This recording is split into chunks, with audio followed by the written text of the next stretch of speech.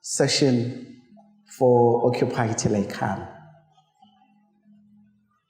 So Occupy Jesabun. Now, 3 weeks ago, sakhuluma nge-influence. But uNkulunkulu ufuna sibe influential la sibeke khona. And then last week we spoke about basically expanding our territories ethu.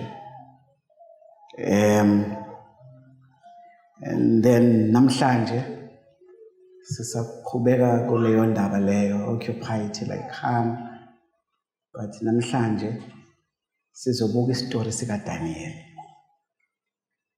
So the entire sermon will be around the story of Daniel and the 3 Hebrew boys.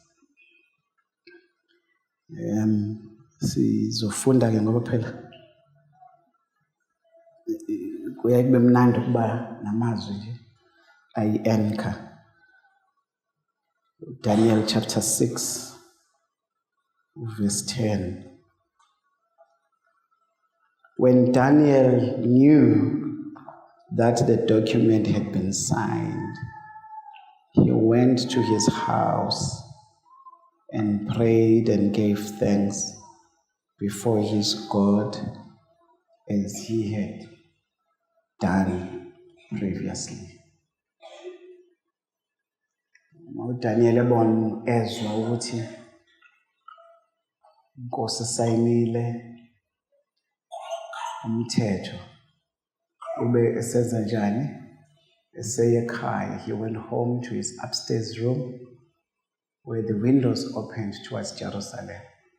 3 times a day he got down on his knees and prayed, giving thanks to his God, just as he had done before. I want us to look at the book of Romans chapter 1, verse 16 and 17. For I am not ashamed of the gospel, because it is power of God that brings salvation to everyone who believes, first to the Jew, then to the Gentile. 17 verse 18. For in the gospel the righteousness of God is revealed, a righteousness that is by faith, from faith to lust, just as it is written, the righteous will live by faith. Amen. uNkulunkulu afunde ukubusiswa kwezwi lakhe. Incwadi kaDaniel uney'tori eziwu-4 ngizokhuluma ngazo. In the next 5-7 minutes bese sikhuluma ngesihloko sanamhlanje.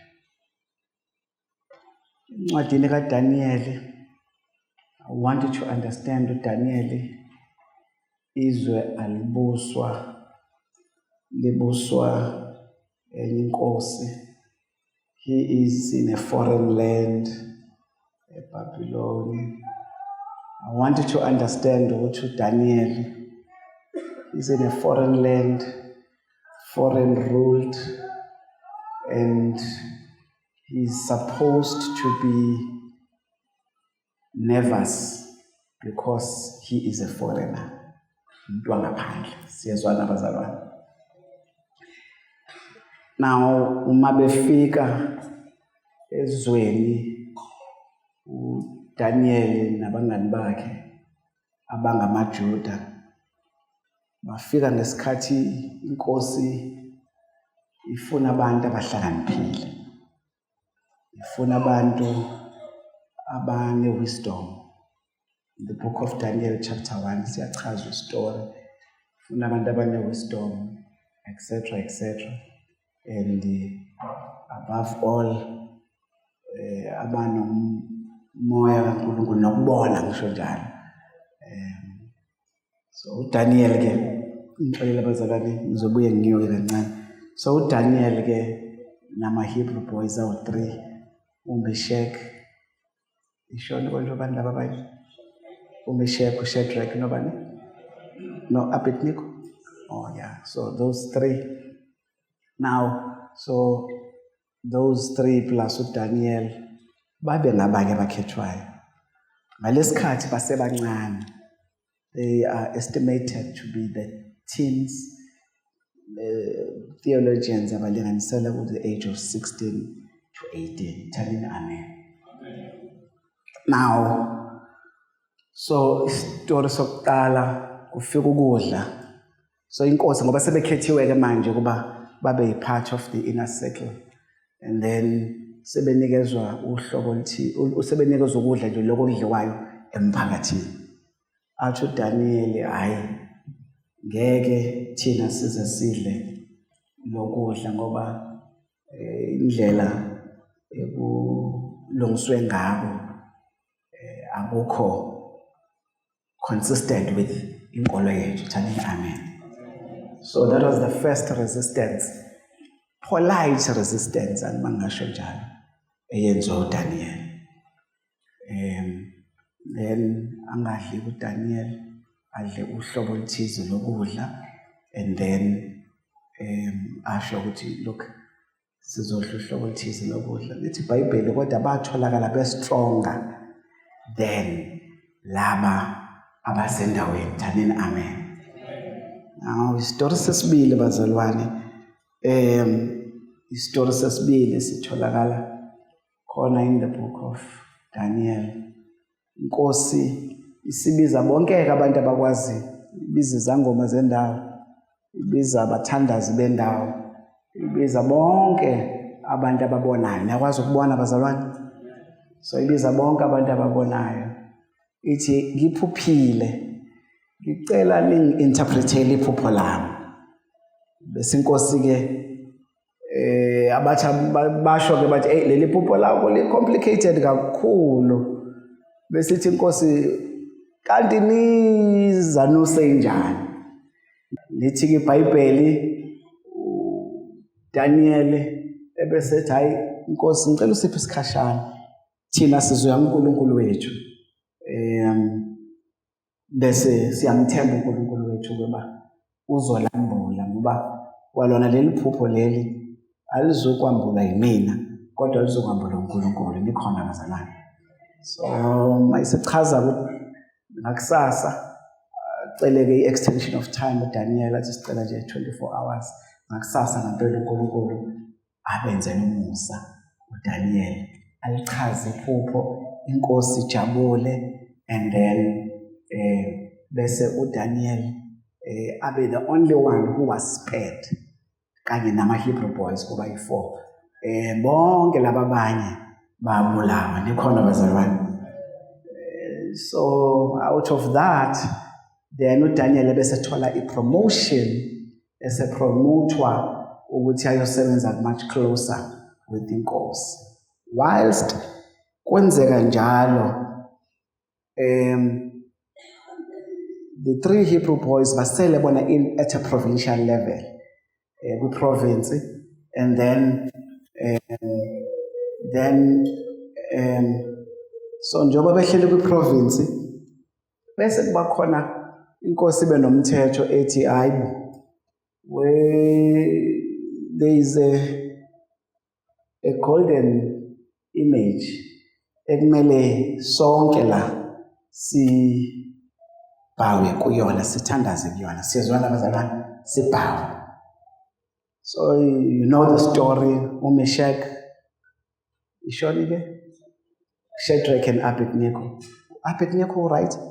Okay. So uMeshach, Shadrach and Abednego now bale bona to bow.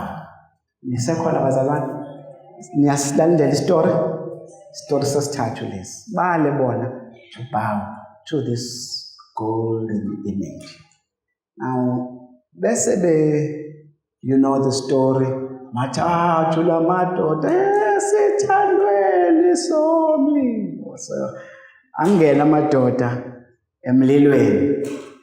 mayingena bese kuthiwa ke ongabhawi uzofakwa emlilweni bese unyuswe kakhulu umlilo mawunyuswa kakhulu umlilo you know the story angizongena kakhulu kusona angena amadoda uma angena kukhona osewalindile phakathi igama lalowo uJesu kuthi angithi nje kancane ngibambe istory ngisiphoze kuthi angithi nje nakulesi simo odlula kusona uJesu usekulindile kuthi angithi nje noma ngabe kuthiwa wena usibona sisikhulu kangakanani kodwa uJesu ukhona nawe phakathi and awuzodlula ngamandla akho uzodlula ngamandla akhe awuthanini amen so ke then ke kuthiwa ngisho namadoda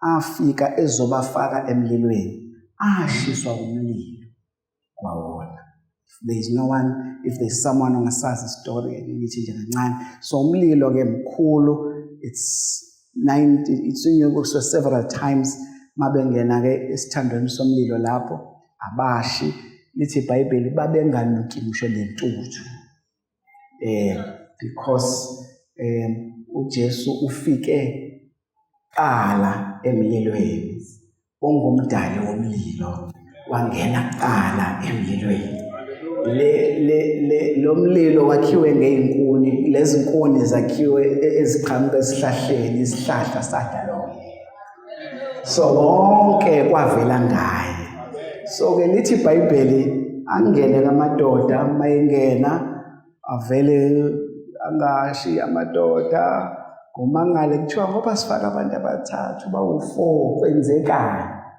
kanti ingoba uJesu usephakathi so ke now bese ke baphephe kanjani you'll see where I'm going the story sokugcina engifuna ukuqeda ngaso yilesi sika Daniel so Daniel became very powerful ke remember the reason uDaniel akade engekho kulamadoda awu3 ingoba amadoda awu3 abafana abawu3 basekube kweprovince uDaniel useku national office niya understand abazalwane okay now so ke bese uDaniel the Bible says he grew very powerful so he grew so powerful that they became jealous of him now because they became jealous of him his enemies bamhlanganyela laba asebe jealous the governors amanye because he had become very powerful the Bible is very clear it says he was 10 times more intelligent or had more wisdom than everyone else so the Bible says in the book of Daniel chapter 6 his enemies admit we shall not find any charge against Daniel unless we find it against him concerning the law of God. So uDaniel ke bese you know the story bazama ukuthi bamenze bakhulume nenkosi ngoba bayamazi ukuthi uyathandaza njalo and then bakhulume nenkosi ukuthi shaya umthetho ukuthi akekho umuntu ozothandaza omunye uNkulunkulu ngaphandle kwabantu bazalwane uNkulunkulu wendawo and uDaniel lithi iBhayibheli wathandaza uDaniel wavula amawindi wazovula amawindi kakhulu waguqa wakhubeka wakhuleka uNkulunkulu wakhe the story sami namhlanje looking at the story of Daniel and the 3 Hebrew boys who did not compromise about their faith. Izokhuluma nami nawe ukuthi where God has placed us among the neighborhood, among our colleagues, among our fellow students and fellow learners, in our businesses, are we ashamed or not of the gospel? uNkulunkulu aka-expectile kuphela ukuthi senze imali and have and enjoy imali yethu. Kodwa uNkulunkulu uexpecthe ukuthi i-influence esinayo si-extende nasemsebenzini wakhe. Namhlanje ngizomchallenge. The past 2 weeks it was about influence and money and business and growth and everything. But namhlanje uNkulunkulu uzochallenge mina nawe. Uzochallenge mina nawe. The truth is isikhathi esiningi. Ake ngenze isibonelo nje bazalwane. So the other day ngise-airport several years ago in one of the airports in Dubai. So now you will appreciate almost every airport in South Africa nakubo, it doesn't matter. Kunendawo yama-Muslims eyenziwe ukuze athandaze khona. Why? Muslims in South Africa are less than 2%. You know why? Ingoba asimbambele umntwana ngokusephazamisa. Yeah. He's happy. Hamba nodlala naye lapha at the back here. Now, so this is what is happening. So there are 2% of the population in South Africa, but they stand for what they believe in. So mangiselento. So now indawo la kuthandazwa khona nakwi boarding gate iqhelile. So now it was probably angazi kuphi kodwa kukude. Sekuma boarding gates la sesiyolokhuza khona sithathe ne tram isitimela esincane sasisa ngalapho and lapho is very far ukuya la kuthandazwa khona to the designated prayer room. So this guy wavele wadonsa umata wakhe sekuyisikhathi sokuthandaza, I can't remember kwesikhathi sini. Wadonsa umata wakhe khona la queue sesiya ku boarding gate, like the final boarding gate sesiyongena ebhanoyini. Khona la queue siqueuile thina wadonsa umata wakhe, angazi ukuthi bizwa ngani umata. Wadonsa umata wakhe wathandaza washo whatever ayishoyo washona phansi wanyuka. Ukhona izwe into engisho bazalwane, washona phansi wanyuka, washona phansi wanyuka. I don't know how many times eguqile, but I'm trying to show you ukuthi wherever they are, they don't compromise. The Jews are the same. Kuyakuzumthola umJuda for a meeting on Friday after 3. Because Friday from 3 it's Shabbat until 6 on Saturday. They are structured. Tell your neighbor and say they are structured. You know who banda bangekho structured? It's the biggest religion called Christianity. We're not structured. We don't have isikhathi sokuthandaza. We don't have isikhathi to read the word. We don't have isikhathi to do anything. We just thandaza masithanda. Sonke. Angikhulumi nawe, ngikhuluma sinathi sonke. Mawuthanda uliphele isonto ungathandazanga.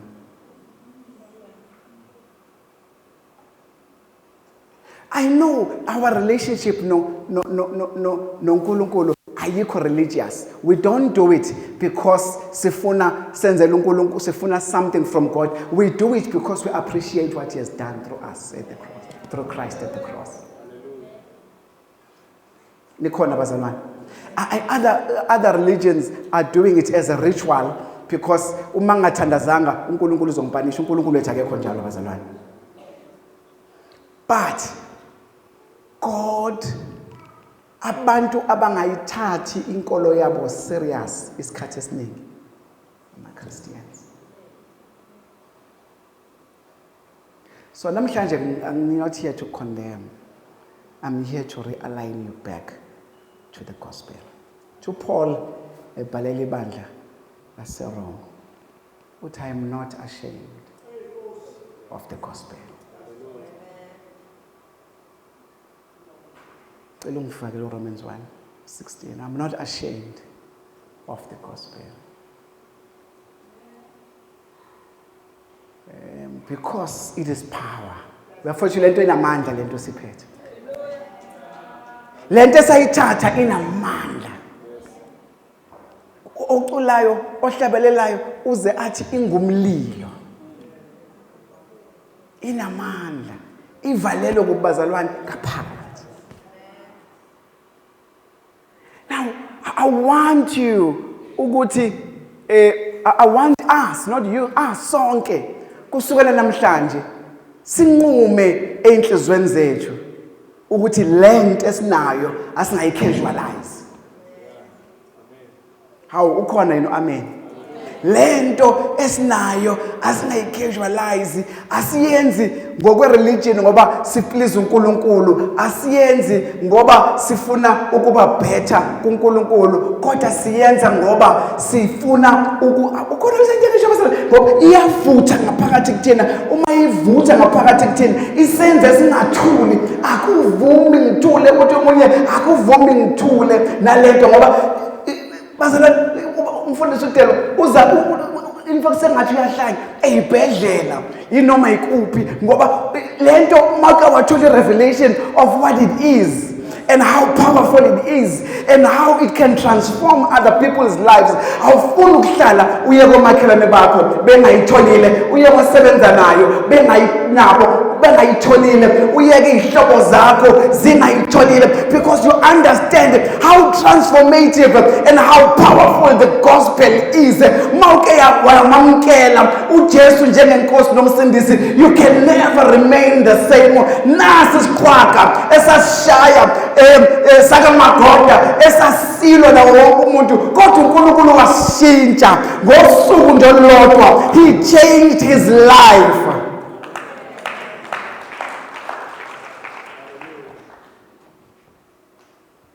Namandla lento asingathuli nayo awunikhona bazalwane, asikhulume again. But lithi iBhayibheli lowo onendodana unani? Unobufakazi onabo ngento uJesu ayekwenzela yona empilweni yakho. We all have a testimony. We all can say, njengoba umfundisi kade ekhuluma nje ethi I was just an average student, kodwa ngamukela uJesu wangisusa from being an average learner to top 3, not a class into the grade. Lini themba lomuntu ongena Jesu? How can we live and comfortably and be happy when our friends awasindisiwe? Awuphiki kushumayela kodwa lowo onendodana unani? By sharing your testimony and saying ngelinye ilanga ngangumoni, mina ngisabike neyami testimony. Ngelinye ilanga ngangigqoka iphandla, ngelinye ilanga ngangenza amagobongo, ngelinye ilanga ngangivuka ekseni ngahamba ngayophahla ngavuka ekseni ngaphahla ngo-4, kodwa ngo-9 ebusuku impilo yami yashintsha. Nikhona bazalwane kuseni. Now, as soon as ngisho leyo testimony, wherever la ngisho khona, I can tell you now, noma ngabe kuthiwa umuntu akashintshi kodwa uyathinteka, ngoba umsebenzi wami akona ukushintsha umuntu. I have no power to change anyone, but the Holy Spirit has the power to change people. Asilwi thina kodwa usasilwela uJesu. All we are sharing umsebenzi uJesu asawenza for us, nomusa asenzela wona eCalvary. By sharing that with someone, noma engaphendukanga. Yazi inkinga esishaya yini? Sifuna abantu baphenduke as if ithina siphendula abantu. Umsebenzi wakho uthi uPaul ngenza njani mina? Ngiyahlwanyela. Bese omunye olandelayo enza njani? Uyachelela. So umsebenzi wethu bazalwane, akekho umuntu engathi wasindiswa ngenxa yami. akekho. Kodwa umsebenzi engwenzayo mina is to share the word, sow the seed, and then uNkulunkulu enze umsebenzi wakhe. Thanini amen. We hear these boys in the 4 stories. The boys, the conditions were very bad for them to pray. They were facing death. Daniel, as you know, wagcina efakwa emphandweni wezingonyama. Mayifaka emphandweni wezingonyama. Bible is very interesting. It says inkosi ayilalanga kahle ebusuku. Ayitholanga ukuphumula. Yathi mayivuka ekseni kwaba ukuvula amehlo nje yagijima. Yayobheka ukuthi uDaniel usaphila yini. It's very interesting. How can uDaniel ephila enesingonyama? Okusho ukuthi there was some level of conviction eyayisiyenzekile enkosini ibona impilo kaDaniel. Ayike. Ibona impilo kaDaniel already. Ngoba imfaka emphandweni wezingonyama ayifuni kodwa iphoqwe umthetho engeke isakwazi ukuthi you reverse. Namhlanje I want to conclude the next 7 minutes with my 4 points. So, masiqedile inkosi isithi Daniel, uNkulunkulu wakho ukusizile. Isishaya umthetho. Isithi ke lo uNkulunkulu lo kaDaniel uyana uNkulunkulu ke sekumele akhonzwe manje. Because kunabantu uNkulunkulu afuna babone inkambo yakho. Bakubone yazi bakubone. I remember the other day, I can't remember kokubani sengikhohle ukuthi ubani. I can't remember wayengixoxela ukuthi uyazi bengisaba mfundisi ukuloku ngisho ukuthi ngumzalwane ebandleni emsebenzini. Kodwa ngelinye ilanga after I can't remember bani after sishare la inkonzo ukuthi singasabi, and then this person shared ukuthi mina ngumntwana kaNkulunkulu ngisinisiwe angizenze izinto eziningi lezi ezenziwayo.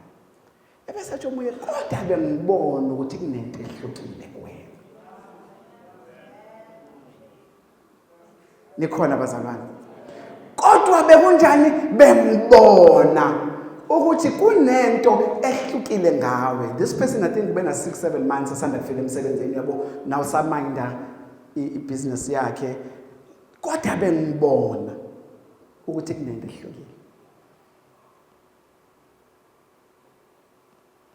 So ngifuna ukuthi ke sengigoqa. uNkulunkulu uthembe wena ukuze umbuso wakhe ukhule. Ngifuna ukuthi sengivala uNkulunkulu uthembe wena esikoleni, emsebenzini, ebusinessini, komakhelwane, emndenini wakho, ukuthi umndeni wakho ume ngawe. uNkulunkulu uthembe wena mfowethu, dadewethu, mama, baba, uthembe wena ukuthi noma ngabe kuthiwa akusindiswe umuntu ekhaya wena kuphela, kodwa usuvule umthombo wensindiso emndenini wakho. uNkulunkulu uthembe wena to change isimo sasekhaya. uNkulunkulu uthembe wena Sambecaps. uNkulunkulu uthembe wena ukuthi izimo zasekhaya lezi ezihluphayo njengamanje ukungabe khona kokuthula ekhaya, umuntu ozokwazi ukuthi akunqobe wena. God is trusting you. God is trusting you ukuthi so uthi uJesu uthi uJesu kukhuluma ngale story uthi occupy until I come. To occupy ukume esikhaleni, ngimile esikhaleni, ngimele ingane zami, ngimele abafowethu, ngimele odadewethu, ngimele o-auntie bami, ngimele bonke njengamanje basesebumnyameni, kodwa ngiyamthemba uNkulunkulu ukuthi one day they will see the light. uNkulunkulu uthembe wena ukuthi umndeni wakho will change because of you. God is trusting you that even abangasebenzi bazowuthola umsebenzi ngenxa yokukhala kwakho. God is trusting you. uNkulunkulu lalela, noma ngabe kuthiwa ungakanani, umncane, umdala, age does not matter. uNkulunkulu is trusting you to change the trajectory of your family. Ikusasa lomndeni wakho lincike kuwena, mfana wami. Umncane ungaka ndodakazi yami, uNkulunkulu uthembe wena ukuthi umndeni wakho will never be the same.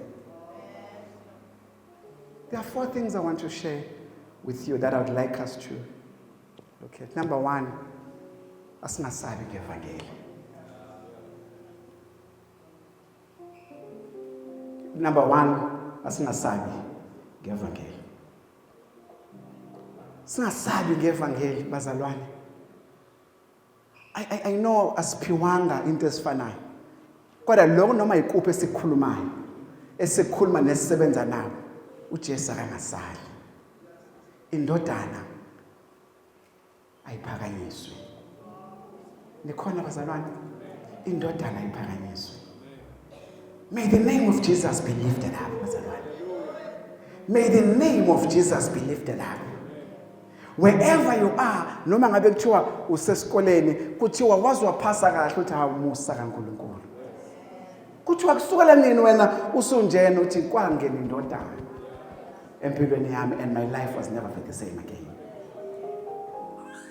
Asingasabe bazalwane ukukhuluma ngobufakazi nomusa nento uNkulunkulu asenzele yona wherever we are.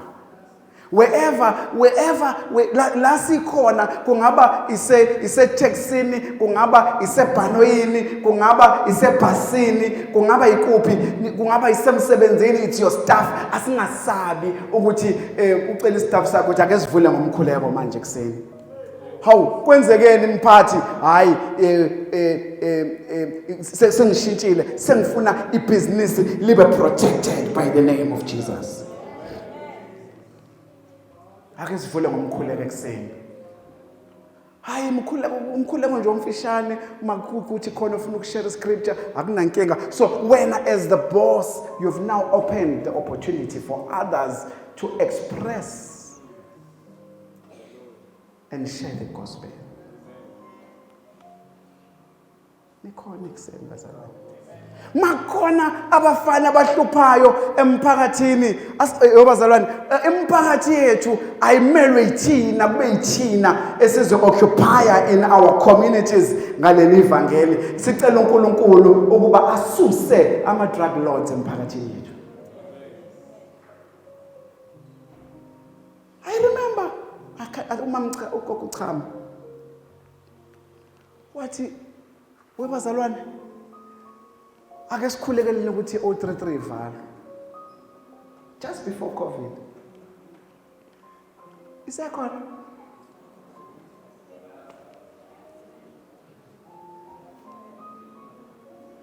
it was the hottest place at Pietermaritzburg. Awuphelanga 6 months. We have power in the name of Jesus, bazalwane. Linamandla leli vangeli leli. Singenza konke ngoKristu. Akukho bazalwane ongasehluli. Sikhulekela ngisho nezinto obone ngathi zi-impossible. Mawuhlushwa ijoint lapha ngasekhaya elibanga umsindo, the first thing you do, ngicela wengane zami ukuba ebumnandeni benu ungashaya mase ku after 10 nisehlisele radio phela nilalele lonto ngoba thina sineyingane futhi khona abasebenzayo. bale. Phinde futhi okwesibili uyobakhumbuza. Hayibo. Nginenkinga la nesibangela umsindo. Mase kushaya u10 ngicela nehlise volume. Okwesithathu ungabisabuyela. Awunikhona bazalwane. Okwesithathu ungabisabuyela. Okwesithathu iyakuJesu. Ensenkosi ke manje sengiyayivala leya ndawo ngegama lika Jesu. Sinamandla bazalwane. We have power. Singenza konke ngoKristu onjani? Angeke kuhlupheke uhlushekwe emphakathini sikhona. Uma kukhona kuthiwa kunomthakathi, ngesibonelo. First, you know what you need to do? Say inkosi. Awungivezele ukuthi ngampela uyayenza into ekuthiwa yenza. Uma ingayenzi, ngicela uthambise umphakathi. Ungazi umbulala. Umbulalela into engekho. Ngoba nathi we need to be careful singahambi nama-rumors omphakathi ngoba khona umuntu ozonda omunye omakhelwane usethi uyathakatha. Likhona into enjalo bazalwane?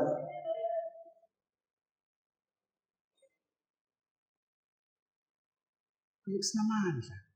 Keke umphakathi ehlupheke sikhona. Number 2. Stand for the truth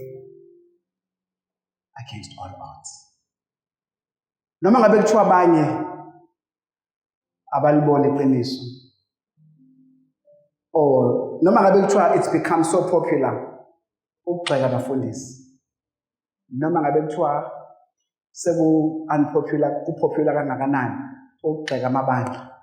Wena akho bandla oligxekayo. Focus on sharing Christ. Stand for the truth.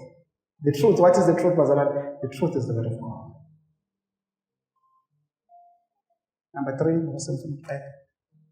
build your prayer life. Build. Start with 5 minutes daily. But dedicate a scat. And say every day at 7 o'clock in the morning. Every day at Scatter's Teas and Genzowood. Just build your prayer life. Don't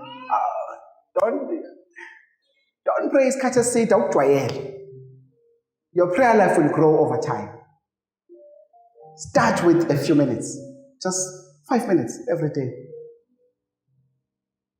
Kanamdumiso uNkulunkulu baba siyabonga. Siyabonga ukuthi uzivukile ekseni. Siyabonga ukuba usihlengile. Ulokhu uphakamisa udumo ukudumisa uNkulunkulu umbonga nje. Ngezinto akwenzele zona. Awu ngiyabonga nangezingane zami. Ngiyabonga zihlupha, ngiyabonga zisadaba utshwala, ngiyabonga kodwa Nkosi ngiyabonga ngabo nje labo bantwana. Ngiyabonga futhi wena Nkosi ukuba uzobenza bashintshe babe yilento ofuna babe yiyona. Siyabonga Nkosi nangokuthi nikhona abazalwane. Ungaqale ngokucela ngoba isijaha ukucela kuqala singakambongi uNkulunkulu. 5 minutes. Is that too much to ask, bazalwane? 5 minutes daily. Don't miss a day. Daily, just allocate time and say every morning go 6. Just but before just have a specific time. So tandaza. Have time to pray. Allocate time to pray. Pray daily. Improve and grow your prayer life. And then the last one. Read the word of God daily.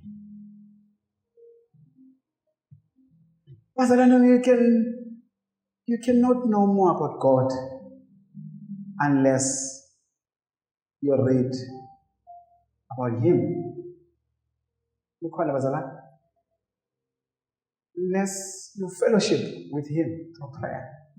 You get to know about Him.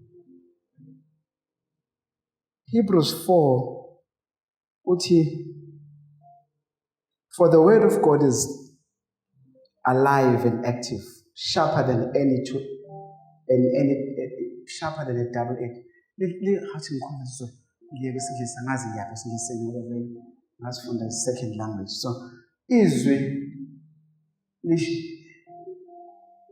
inkemba zombili libukhali ngale gama. Izwi libukhali. Inkemba esika nhlangothi zombili naso izulu. Likhona bazalwane. It is sharper than a double-edged sword. Uthi mayikhuluma in the book of Joshua chapter 1 verse 8. uNkulunkulu khuluma noJoshua uthi le ncwadi yomthetho ayenze njani mayingasuki kuphi nendawo emlomeni. Uthi why isho njalo? Uthi ngoba impumelelo yenu ikhona. Izwi namanje. The ways of God. Just again, don't ungajahi. Inkinga wena uzobona ugogo ukhumana. Waqala naye ku 2 minutes. Waya ku 5 minutes. Waya ku 20. Njoba sebekhuleka ama-hour nje manje bangene bangena ngo-6 baze baphume ngo-1 ekuseni. Akuvelanga kwaqala kwawo 7-8 hours. Likhona bazalwane. Kwaqala kwabani 2 minutes, 5 minutes, kanjalo kanjalo. Read the word of God at least for 5 minutes every day. Every day. Is that too much to ask? So, ukhona uzothi nje anginawo 10 minutes, 5 minutes okuthandaza, 5 minutes okufunda izwi, 5 minutes okuthandaza. Asikhulume iqiniso, ukhona ngathi akanawo 10 minutes. All of us we do. No matter how busy we can be, but you do have 10 minutes every single day. So I'm challenging you today. God is trusting you to change emsebenzini wakho. Ninenkinga kuyaxatshanwa. uNkulunkulu uthembe wena yokuthi ushintshe isimo sasemsebenzini. Nishana ngembulelo khona lapho uzinika izinto ezenzekayo. Kodwa uNkulunkulu uthembe bani? Uthi shintshe izinto. Number 1, do not be, asifundeni sonke bazalwane. Number 1, do not be ashamed of the gospel. Number 2, stand for the truth against all odds. What is the truth? The truth is the word of God. Number 3, build your prayer life. What do you need to do? Pray daily. Number 4, read the word of God daily. I want to invite you to join our Bible study every Wednesday. Every Wednesday, because of when I read the Bible, I don't understand it. It's the stories, kunjani, kunezimpi, khona abagulayo, somfundisi, lento lena. Come to our Bible study every Wednesday. It's just 1 hour, 45 minutes to an hour, 7 njalo ntambama. And it will make the word of God easy to read, enjoyable to read, and fun to read. Kumbula ngosisi.